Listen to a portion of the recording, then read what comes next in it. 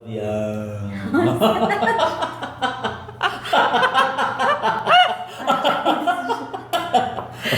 Ele vai chorar. Não, Sérgio. Não, só fazendo aquela coisa. Ó, avião. Sérgio. Não tá pegando tudo não, mano. Ó.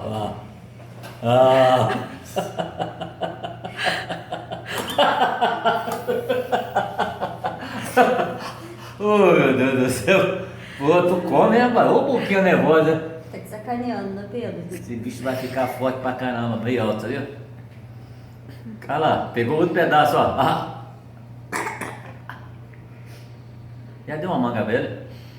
Dá uma manga pra chupar, essa não chupa. Eu vou ir trazer a manga da feira.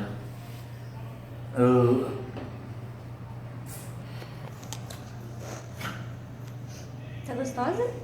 Tá? Aqui tá, se não tivesse, eu não tava fazendo isso, ó. A concha de arroz.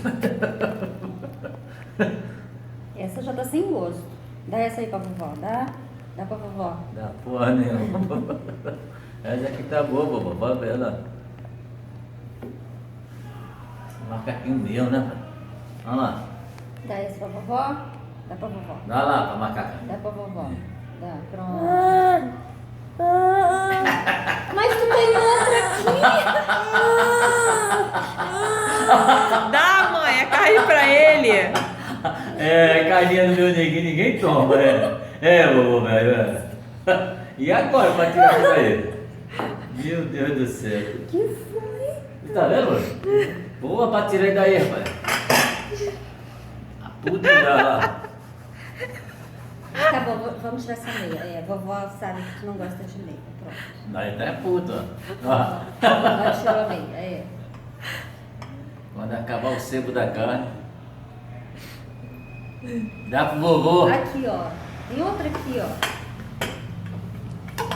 Dá pro vovô. Vocês não querem esse prato aí, mãe. Tá bom, vovó volta pra cá. Ah, Nossa, pode. deixa a coisa aí.